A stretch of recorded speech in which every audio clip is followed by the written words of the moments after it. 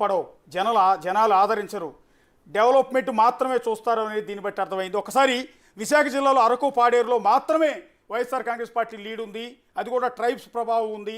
ఆ 2 స్థానాల్లో తప్ప మిగిలిన 13 స్థానాల్లో టీడీపీ కూటమి లీడ్లో ఉంది. అట్లాగే వైజాగ్లో ఋషికొండది ఒక ప్రత్యేక స్థానం. నాగరాజు, మీకు బాగా ఐడియా ఉంది. ఋషికొండని తవ్వటం అనేది వైసీపీకి నిజానికి శాపమైంది. ఋషికొండ జోలికి వెళ్ళొద్దు అని చాలా మంది చెప్పారు. ఋషికొండ అనేది విశాఖ ప్రజలకు ఒక సెంటిమెంట్. అలాంటి కొండ మొత్తాన్ని కూడా తవ్వేసి దాని మీద జగన్ నివాసం కోసం ఒక ఇల్లును కట్టుకోవటం అనేది తీవ్రమైన విమర్శలు. విశాఖ ప్రజలు దాన్ని చాలా సీరియస్గా తీసుకున్నారు. అందువల్ల విశాఖ జిల్లాలో ఉన్న మొత్తం 15 నియోజకవర్గాలు మాత్రమే వైసీపీ లీడ్ ఉంది, 13 స్థానాల్లో టీడీపీ లీడ్ ఉంది. ఏకంగా ఋషికొండ మీద జగన్ నివాసం కోసం కట్టిన కొత్త బిల్డింగ్ మీద టీడీపీ కార్యకర్తలు వెళ్ళి జెండాలు ఎగరవేస్తున్న దృశ్యాలను మీరు ఒకసారి చూడొచ్చు.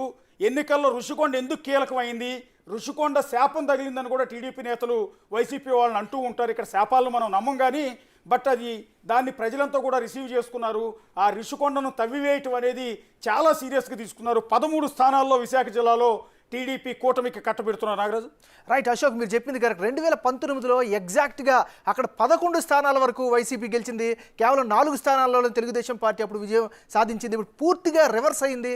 12 స్థానాల్లో తెలుగుదేశం పార్టీ కూటమి విజయ దుందుబి మోగించే అవకాశాలు కనిపిస్తున్నాయి. కేవలం 2 స్థానాల్లో, అది కూడా అరకు, పాడేరు. సో అరకు కూడా టఫ్ ఫైట్ ఉందంటుగా తెలుస్తుంది. ఏదైనా మీరు ఇప్పుడు కీలకమైన విషయం చెప్పారు. విశాఖ ప్రజలు ప్రశాంతతను కోరుకుంటారు, విశాఖ ప్రాంత ప్రజలు డెవలప్మెంట్ని కోరుకుంటారు. విశాఖ ప్రజలు ఎప్పుడు కూడా ఒక సామరస్యమైనటువంటి వాతావరణం. మీరు ఒకసారి విశాఖ ప్రజలు చాలా శాంత స్వభావాలు. నిజంగా ఉత్తరాంధ్ర మొత్తం శ్రీకాకుళం, విజయనగరం, విశాఖపట్నం 3 జిల్లాల ప్రజలు శాంత స్వభావాలు. కోస్తా రాయలసీమతో కంపేర్ చేస్తే వాళ్ళంతా చాలా ప్రశాంతతను కోరుకుంటారు. కానీ అలాంటి విశాఖ జిల్లాలో వైసీపీ నేత విజయసాయిరెడ్డి అక్కడ ఇన్ఛార్జిగా ప్రకటించిన తర్వాత అక్కడికి వెళ్ళిన సందర్భంలో ఆయన మీద అనేక వివాదాలు, ఒకటి భూ కబ్జాలు కావచ్చు, అక్కడ ఉన్న అనేక అలిగేషన్స్ ఆయన మీద రావటం. సో దానివల్ల భయపడిపోయారు. ఒక విధంగా చెప్పాలంటే ఉత్తరాంధ్ర ప్రజలు కావచ్చు, విశాఖ ప్రజలు కావచ్చు, భయపడిపోయారు. ఎక్కడెక్కడ వాళ్ళు వస్తూ ఉన్నారు, ఇక్కడ రాజధాని అంటూ ఉన్నారు, ఇక్కడ విజయసాయిరెడ్డి మీద వచ్చిన అలిగేషన్స్ కావచ్చు, భూ కబ్జాలు కావచ్చు, వీటన్నిటితో అక్కడ ప్రజలంతా కూడా భయపడిపోయారు, మార్పును కోరుకున్నారు. అందుకని వైసీపీని కాదని టీడీపీ కూటమికి 13 స్థానాల్లో కట్టబెట్టారు. ఇంకొకటి, ఇప్పుడు మనం విజువల్స్లో చూస్తున్నాం స్క్రీన్ మీద, ఒకసారి స్క్రీన్ మీద చూడండి. అది విశాఖ ఋషికొండ. ఆ ఋషికొండను తవ్వేసి అక్కడ బిల్డింగ్ కట్టడం అని. అంతకుముందు హరిత రిసార్ట్స్ ఉండేవి ప్రభుత్వం, అది కూడా చిన్నగా ఉండేది, పెద్ద నష్టం ఉండేది కాదు, అవి కూడా అందంగానే ఉండేవి. కానీ అలాంటి కొండ మొత్తాన్ని బోడుగుండు చెక్కినట్టు చెక్కేసి దాని మీద సీఎం కోసం విశాఖ రాజధానిగా మార్చిన తర్వాత సీఎం నివాసం ఉండటానికి, అది కూడా సీ వ్యూ అంటే సముద్రం ఎదురుగా కనిపించేలా ఋషికొండ మీద ఆయన ఒక పెద్ద రాజభవనాన్ని కట్టుకున్నారు. ఒక విధంగా చెప్పాలంటే ఒక పెద్ద ప్యాలెస్ని కట్టారు. ఆ ప్యాలెస్ని చూడటానికి కూడా మీడియా ప్రతినిధులు కావచ్చు, పొలిటికల్ పార్టీల నేతలు కావచ్చు, ఏ ఒక్కరూ ఇంతవరకు అడుగుపెట్టలా. ఈ రోజు వరకు ఎవ్వరు అడుగుపెట్టలా. కానీ కొద్దిసేపటి క్రితం ఎప్పుడైతే తెలుగుదేశం పార్టీ విజయం దిశగా దూసుకుపోతుందో అధికారులు అలౌ చేశారు.